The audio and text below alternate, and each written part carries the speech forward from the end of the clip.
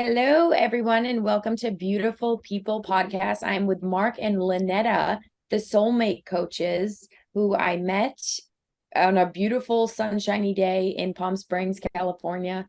Thanks so much for this connection, for making it all happen. Please introduce yourselves and what your business is and stands for. Awesome. Awesome. You can Well, start. we are soulmate coaches.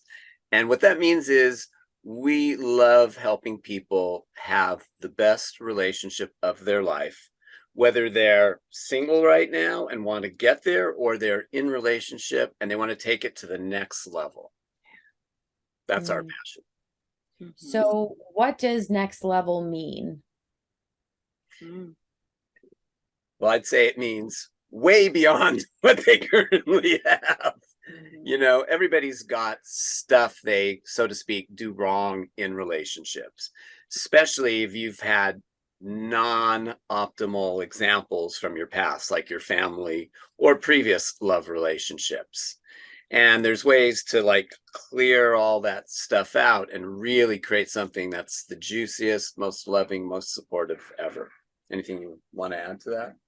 Yeah, there's the parts to it that we're going to share later that when it's really working well, it's like in our relationship, using all the tools that we have, there's never an argument.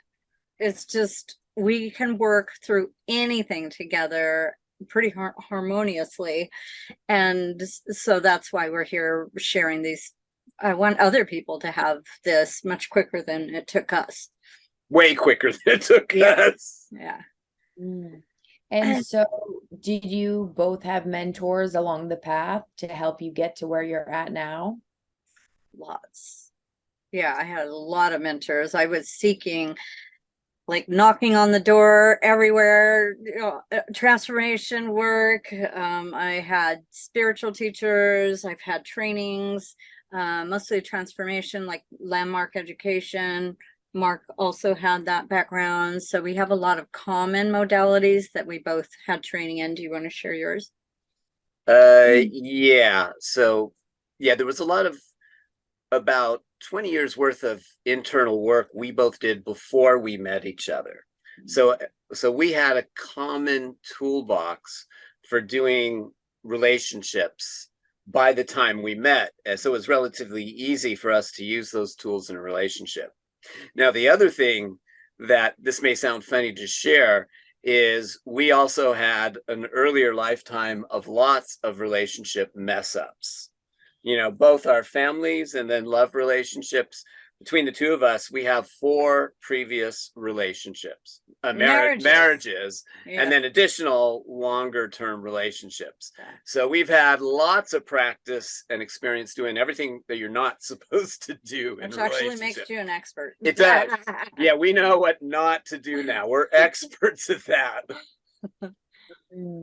So it seems to me that you're both very much seekers, because even going from all those relationships, you have to just continue to seek something greater and something better. So is this something that started in childhood, and do you see that characteristic in you at a young age? Seeker type? Yeah, go ahead, hon. You're definitely, Since I was really young, what I noticed is really different. I think was different from other kids is I just wanted to be just around the grown-ups.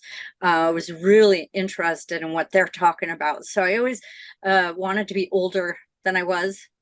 And I was so excited about life. Like I loved everything about, and I was like, I couldn't even go to take time to go to the bathroom because I was so excited about, I wanted to be a part of everything and experience everything in life. So it's like seeking is just part of the adventurous spirit that I have. And that's why we also live full-time in RV and live as nomads, traveling the world. We love seeing new places and having new adventures. Yeah, I want to just follow up a little bit with the seeking that Lynetta was talking about. When she started to do relationships and the first couple ones weren't very successful, she literally decided, I want a relationship that has street smarts, Yes. because she didn't want to be conned by anybody. No. So she literally went for the most street smart guy you could possibly have, Yeah. who spent half the time in prison. Yeah. He was that street smart, because she wanted to learn these things. And then after that, she decided she wanted passion in a relationship. Yeah. And then after that, she decided she wanted Security. security and to be supported.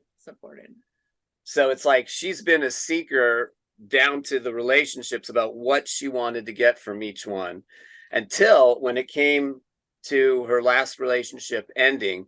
And basically, both of us love being in a relationship. And Lynetta has this window that's like this big between when one ends and the next one starts. And I snuck into that little window right in between, when she had said that she really didn't get what full love was. Yeah. You know, she had had different tastes from different relationships, but she almost had a belief that you couldn't have it all in one man. She'd even said that. Oh, yeah. You know, you have to have one man for this and one man for that and one for the other. Piece it together. Piece it together. So maybe with 3 men, you'll end up with one good one, so to speak. But I actually made a declaration when we were just kind of talking initially, like, oh no, you can have it in one man. Yep.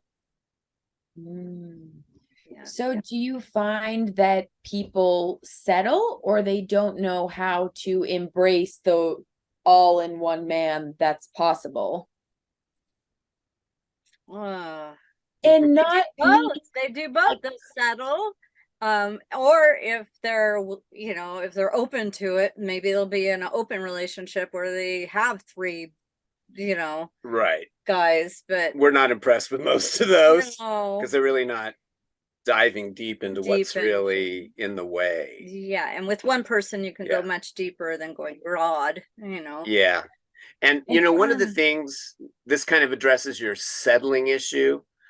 One of the things we listen for, if somebody says they're working on their relationship, that is a terrible relationship. We would never say we're working on our relationship. Yeah. Our relationship is a delight. We love being with each other. Yeah. You know, and it's just full of joy, full of adventure. And a lot of times it's full of challenges. You know, we both have had difficult pasts. You know, we had trauma in our past, and we've learned lots of ways to deal with that. And we trigger each other. And it's not like triggers happen even now at our age, and even 8 years into our marriage, triggers still come up. But we've got amazing tools to deal with it. So and we partner up together to do that. So if I get triggered, I'm like, I'm aware you're not the source of this. And then we team up together to clear what's in the way, and we get to the root cause of it. Right. So we never do any finger pointing. Yeah. Yeah. So my hearing you both talk about how amazing your 8-year marriage is sounds so pleasant to me, when hearing about also all of the divorces that have happened. So it's really interesting. You guys have gone through so many divorces and then come back to ultimately full love. Fuller than we've ever experienced. Yes. Yeah. So perhaps people maybe need to have divorces in a way. You know, it's now I'm finding, okay, you had to go through all of that to find that, or I guess you have the tools now so that people don't have to go through all that. Yeah, no, I totally agree. Now, you know, there's really 3 things we do. You know, we talked about the first 2.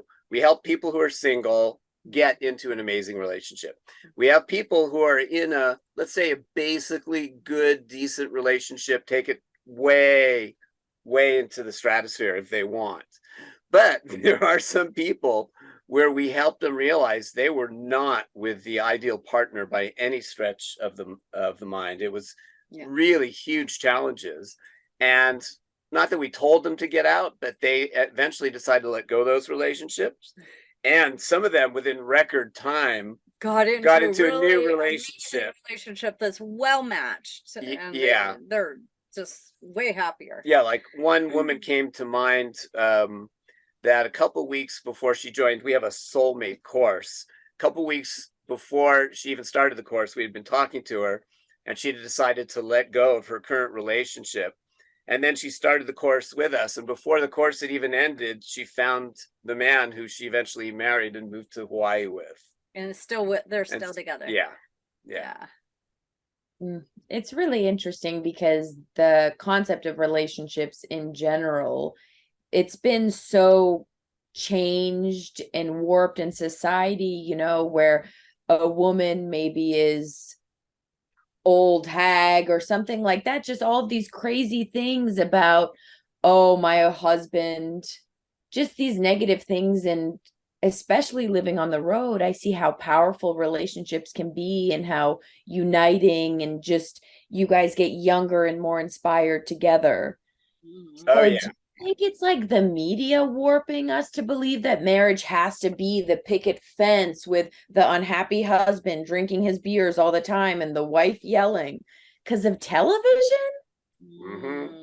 Yeah, we've had models, you know, our own parents and TV, movies, you know, we all have our own perspective on how it should be, and that's something we don't do either. We don't should all over.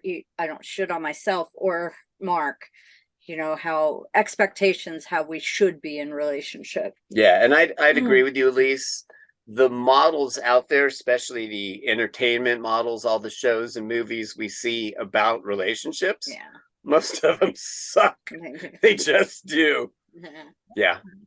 Yeah, I mean, I used to watch Brady Bunch and Partridge Family, and you know, those models, even those models, it's like it's not real. All kinds of subterfuge is like almost always there. Like, oh, don't let them know this. Gotta hide this.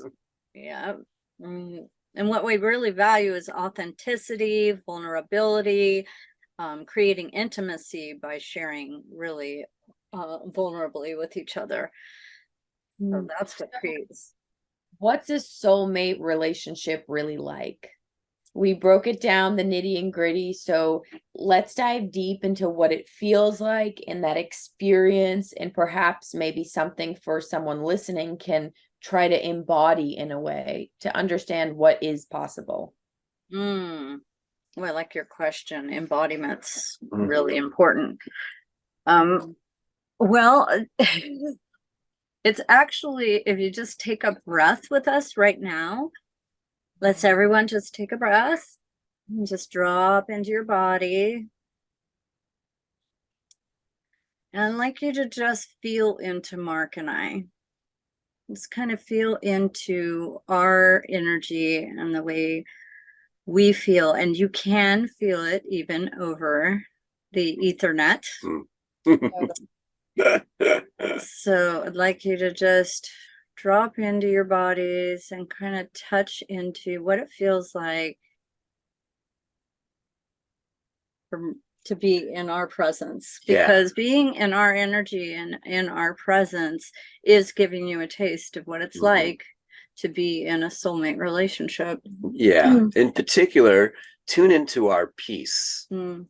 Like we have this really deep peace inside each of us, and being together. We love being together, you know, like snuggling in bed for an hour or two. Oh my God. It's the best. It's just our energy, just like interleaves with each other in a way. There's no conflict. There's no like holding back, like, oh, I can't share all of me, or you can't share all of you.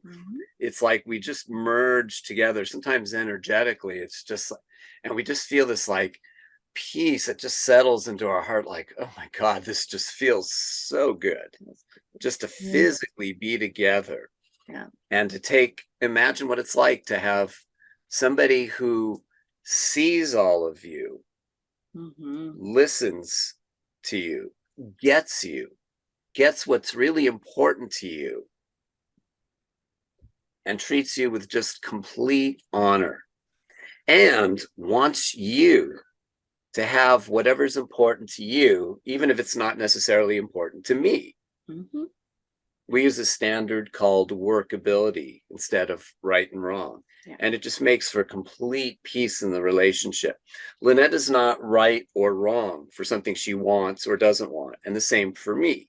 Now, because we are a couple, because we're in relationship, sometimes there are things we have to work out. Mhm. But what we don't do is compromise. Nobody's giving up on their real desires. It's just how we find a way that works for both of us. Yeah. That's our gold standard. Mm.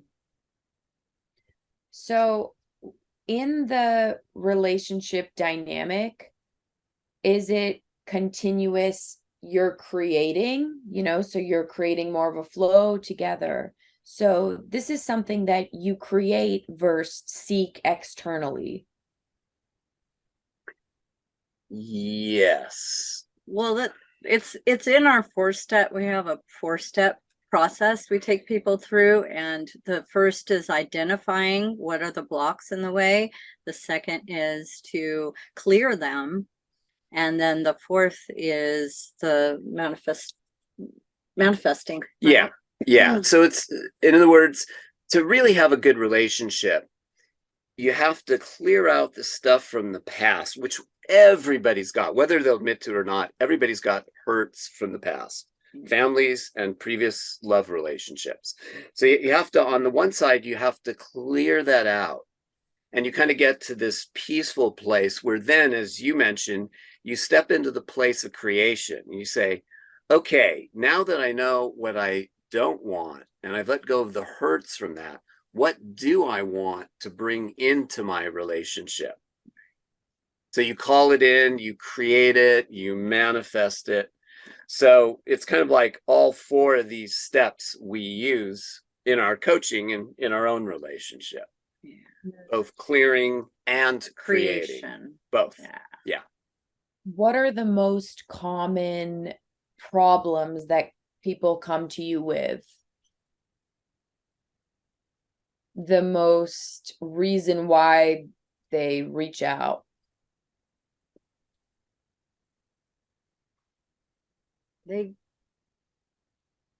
They're stuck in a place where they're not able to see the other. They're just, both of them are so triggered that they're not able to get the bird's eye view, zoom out, and they're stuck.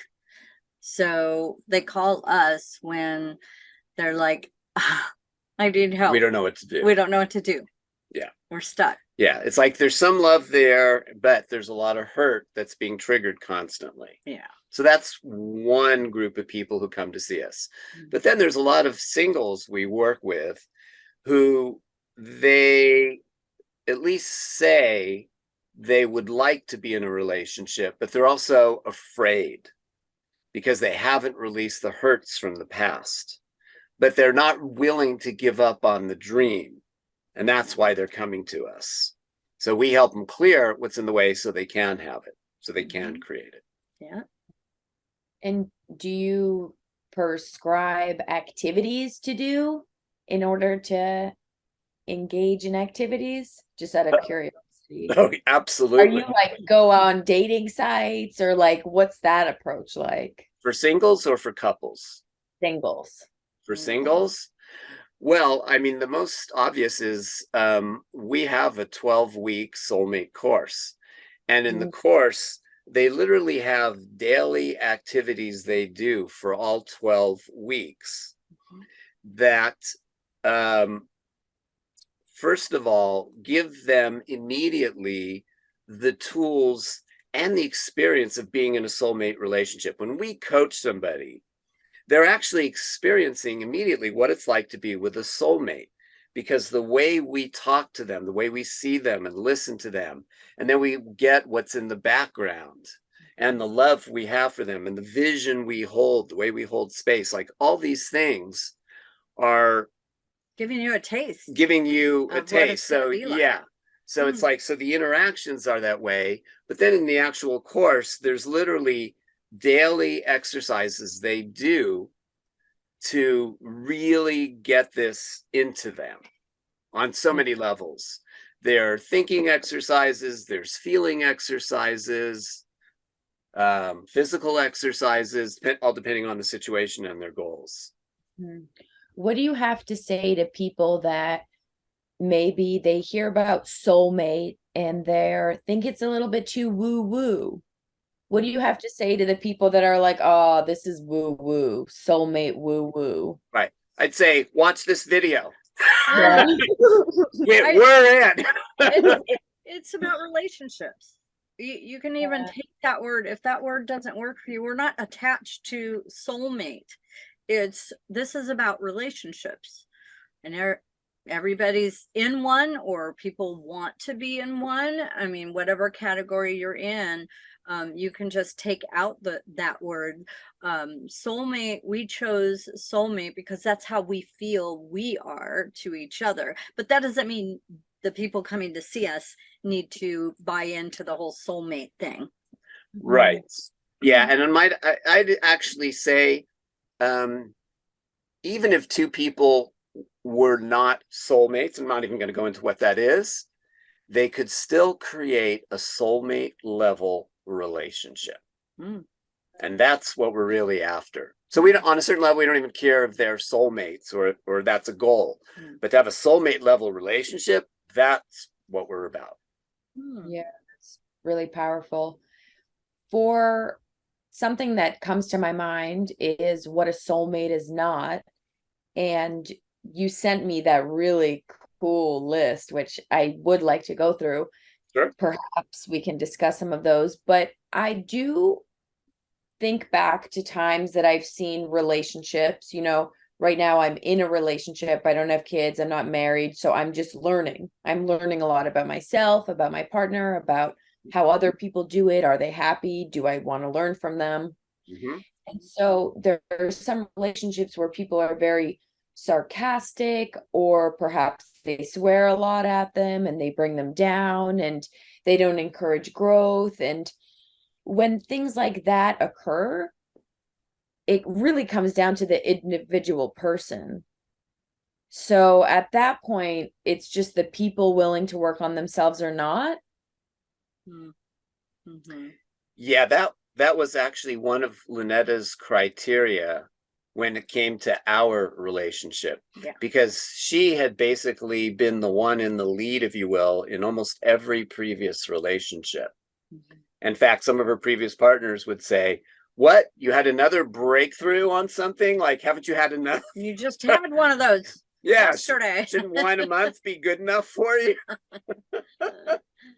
But Lynetta decided that she would only, by the time it came to me, she would only be with a partner who was willing to do their internal work.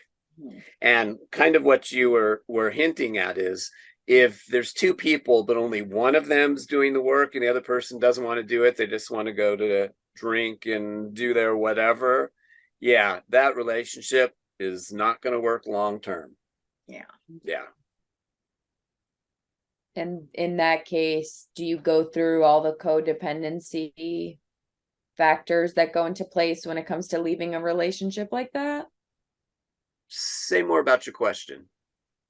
There was a book that I read called Attached, and it talked about the different attachment styles. Oh, So right. I was wondering if you have to go through processes with people when it's like, yeah, he's just choosing, or she is just choosing to live that lifestyle. So now how do I let go?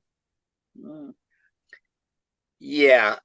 I'd say the attachment styles really come back to how we want to be treated and don't want to be treated.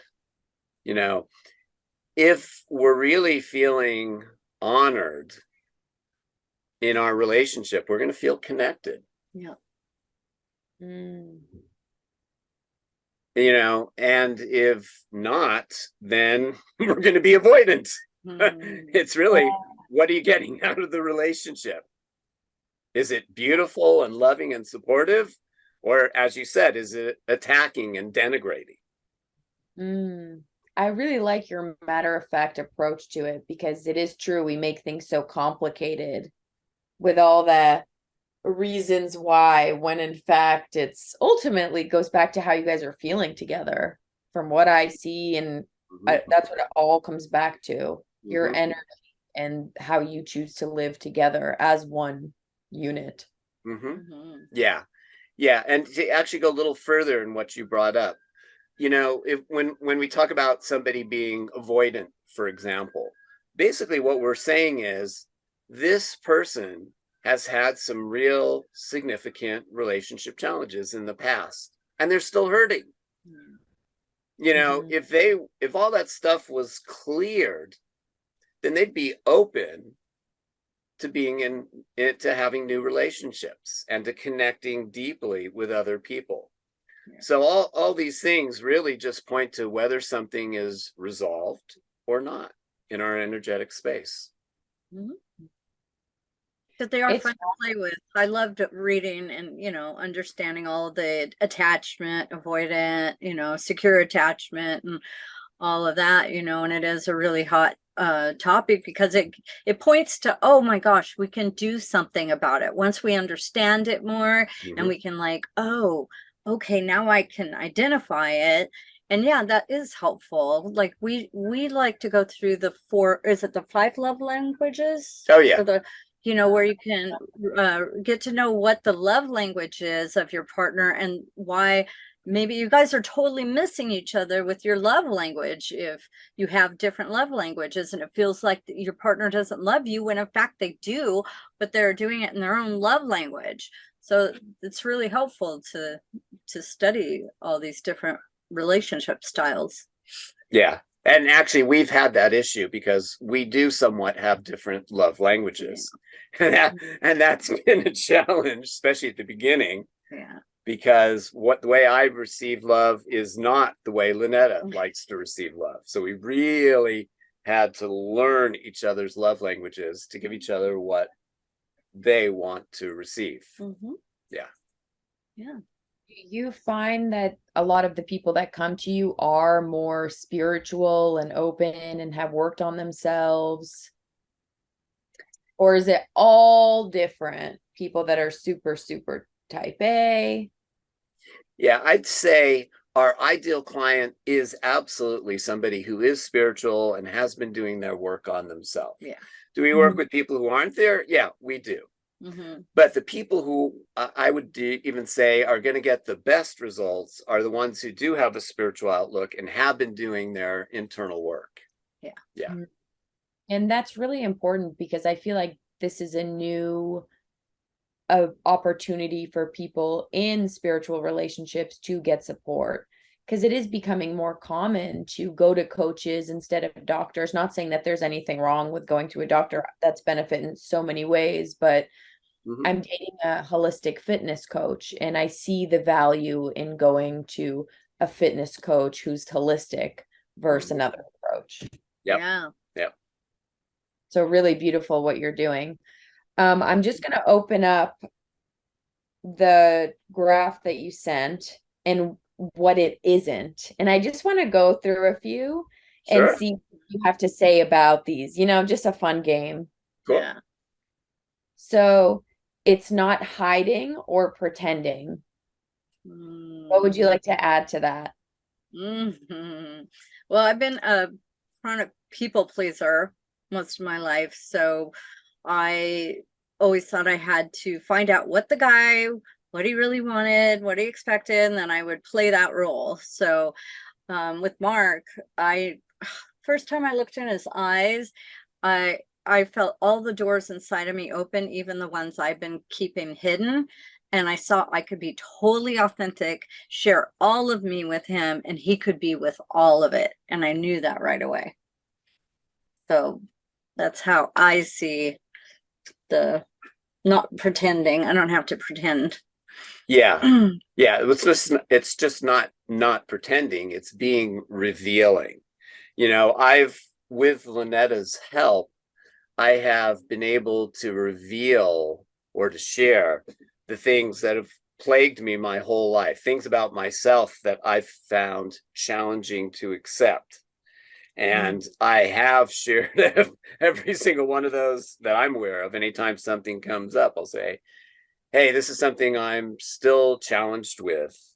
And there's just total acceptance from both of us. Yeah.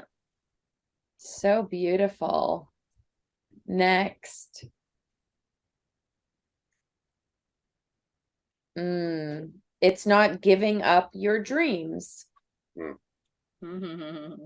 It's co-creating them. So we co-create those dreams together, and like doing our work together. We love creating that together. And we co-create our day together. We start in the morning with, well, okay, let's make our declarations, and then we'll clear out any of the other voices we hear that are in our way.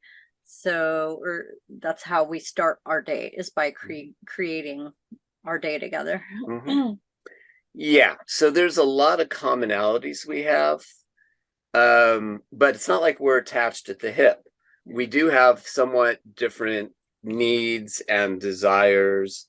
Like, for example, Lynetta needs her alone time, right, honey?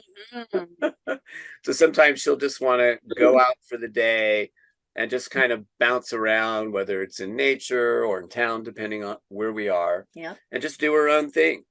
And that's great. You know, most of the time I'd rather do something with her, but sometimes no. And then there's like fun activities that we're not clones either. Like, one of the things I really love is social dance. So recently I'd done folk dance when I was back in college, but then I kind of gave it all up. And then I decided last winter I really wanted to learn some social dance, Latin dance in particular. So Lynetta agreed to come with me, even though she had some dance trauma, no joke. Aww. Yeah, she had to get through that. In fact, she cried the first lesson or two. But she decided that she was willing to kind of move through that to see if this was something we could enjoy together. And, you know, after a few lessons, like, she totally changed and really started having fun on the dance floor. And I absolutely love it. I love ecstatic dance. Right. And that was not my thing. And a lot of times I would kind of go along grudgingly, till about a few months ago, we went to one. And for the first time ever, I just tuned into myself more than I ever had, ignored everybody else. And I just had a fabulous time. Yeah. Ecstatic dance is like an exercise, movement, spiritual, release, animalistic, tiger. So good. Sedona was filled with that. It's more like tuning in and not as much partner. Yeah, you're not focusing on other people. Yeah. Pretty much. Not at all. Yeah. So I see here it's not codependency. We discussed that. Not codependency. It's not working on the relationship. I find this interesting because, well, I find myself telling myself that I'm working on the relationship, but ultimately I'm working on me. So you mentioned before that you're like, that means it's a bad relationship. I know I'm working on me, but I'm projecting on him sometimes. Yeah, that's part of being sometimes. And I'm like, okay, pause. And then we'll have a flow that's a magical 2 months. And we're like, wow, no fighting, 2 months, solid. You know? Yeah. So yeah, please share. Oh, what would you like? Yeah. So the question was, it's not working on the relationship. So help me out with that, because I feel like I do need to work on my relationship as I work on myself. Well, when you say that, what do you mean? Like, what's an example of something you need to work on the relationship?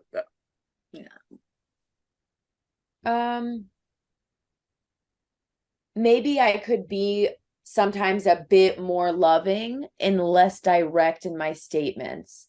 I'm very Russian and I'm very cutting and hardcore, and it's not fair to project that out on others because it's all I knew growing up. Yeah. So perhaps I could be less cutting and create more space for him to come to his own conclusions instead of me like, that's not right. Do you know, by the way, about love sandwiches? Have you heard that term? No. Is it like the way you can present something? Yeah. You Help acknowledge. me out. I need some love sandwich directions.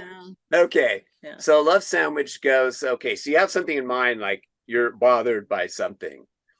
And you go, oh, so we've had one. I'll give you our example. We both love organization. Now we live full time in an RV, and it's a small space. Yeah. And if you don't put things away or organize things, it becomes chaos really quickly. Yeah. So now Lynetta is a little more Virgo-ish about this than I I am. like to be more organized. For me, sometimes I'll have a little pile of projects I'm working on, kind of on the seat in the corner. And that stuff kind of bothers Lynetta a little bit more than it bothers me. Like for me, I'll get to it. But so there are times like she's like moved stuff to places I don't know, which is one of my triggers when I don't know where my stuff is. Yeah. So that's kind of been one of our big issues. So, a non-love sandwich would be, honey, where did you move my blah blah to? That's the non-love sandwich version, which doesn't work for either of us. We don't like being spoken to that way. Any kind of harshness, which we both had growing up, that's a total turn on to us. Turn off. Turn off. Turn off. Sorry.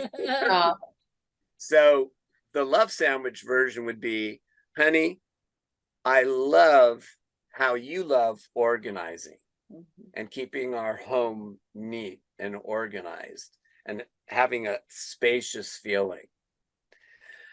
And I'm a little challenged when you take my stuff and move it somewhere and I don't know where it is and I have to ask you, or worse, you're not here when I go looking for something. Or even worse, we move and then 2 weeks later I find something I needed to work on got put somewhere and I didn't even know where it was.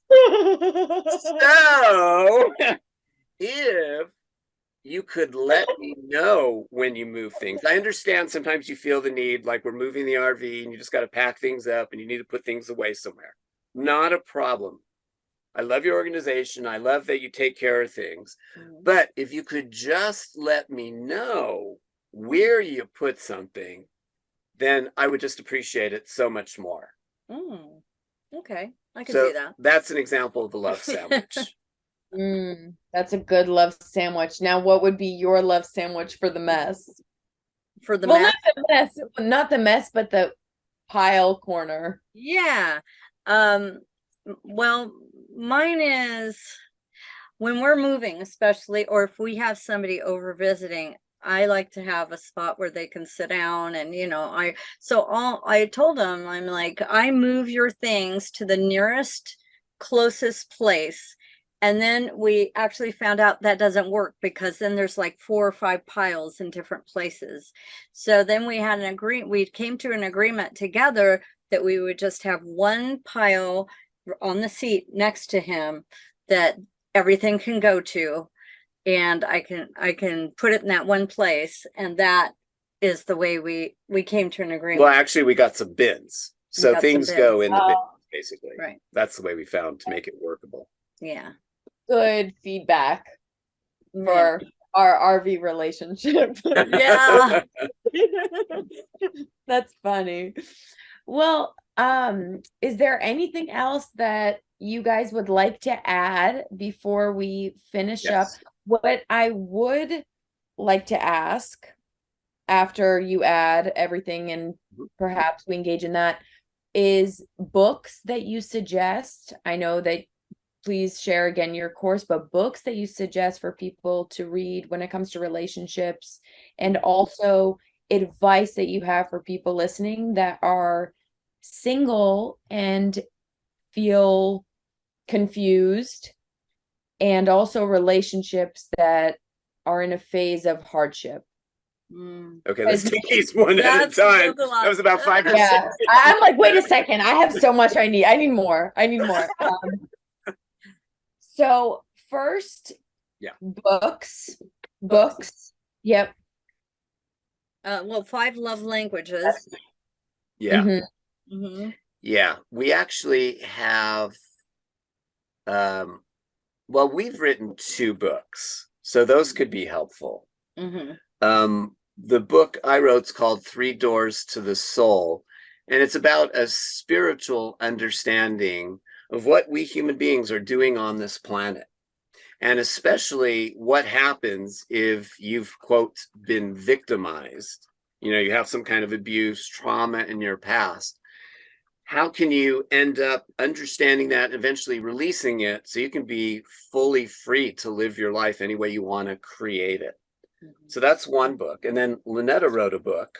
Mine is Do the Work, and it's how to transcend trauma and summon more love in your life. So that book really covers, if you have trauma in your background, of course, that impacts your relationship. Mm-hmm.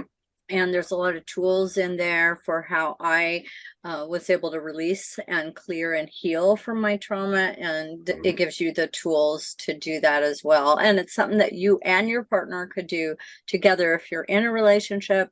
If you're single, I would have the help of somebody in your life that, you know, or we are here to support you if you want to do the work with us. As you go into the book, we could do that work together. Mm-hmm. And we have some free and very low cost materials that people can also access on our website, thesoulmatecoaches.com.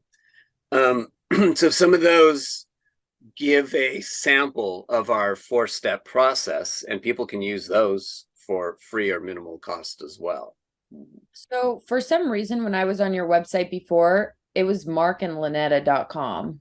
Well, that's the parent website, but if you go to thesoulmatecoaches.com, it is a subset of Mark and Lynetta, but you'll see we have specific tools available for people either in relationship or wanting to create relationship. Got it. So that's the spot. The soulmatecoaches.com. Soulmatecoaches.com. That's where we would suggest people go to get some stuff to start with. Yeah. Perfect.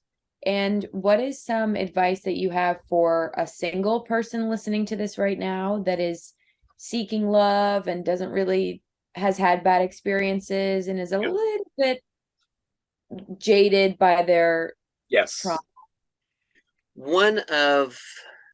There's two things coming to mind. One is a tool we use. Well, actually, they're both tools, and they're like two of our most important tools that we'd really suggest everybody master. So one of the tools is acknowledgments. We use that pretty much every day, both for ourselves and with anybody we're working with. And acknowledgments, you know, because of the way everybody's looking at life through the good, bad, right, wrong paradigm or lenses, whatever you want to call it, everybody has decided certain things either that happened to them or certain things they did were bad or wrong or hurtful, whatever you want to put on it. And what we do is we take out all the judgment words and we acknowledge the hurts.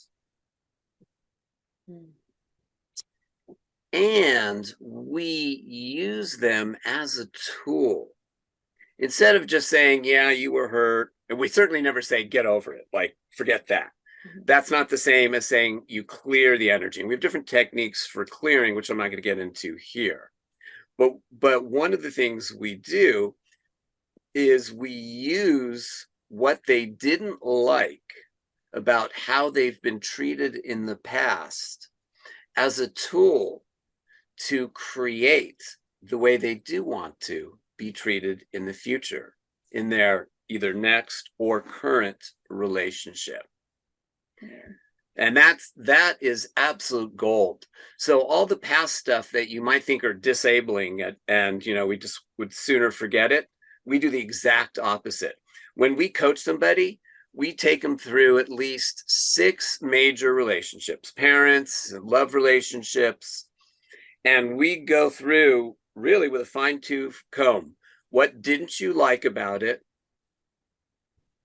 What does that say about what you do want? And then would you like to create that in a future relationship? That's like absolutely foundational as far as one of the things we do when we coach somebody. And then acknowledgments are where you acknowledge, like if somebody was hurt in a past relationship, and let's say they took up a non-ideal way of dealing with it, like turning to drugs, alcohol, food, shopping, any of the things that we human beings turn to when we don't like feeling something. What we do, instead of making the thing wrong, what we do is we acknowledge how hurt you felt by whatever it is that happens, and how you didn't have any tools at the time that happened. Maybe you were a child and you just turned to whatever you could find to help release maybe the unbearable pain, to quell it a little bit, to tranquilize yourself. We're not saying it's good, but it's like we get why you did that, because you were really hurt and you just wanted to be loved and heard and accepted. And we get it. And there's nothing wrong with that desire you had. You just didn't know how to get it. And maybe you couldn't get it at home. They just weren't capable. But you are capable of getting it now. You can have it. And we'd like to show you some ways to get it. It's very healthy to go through relationships with a fine-tooth comb, the way that you so beautifully pictured in my mind, because it really is the foundation for love. So by unraveling what you're doing with the relationships, you're just teaching people, including yourselves, what love really is.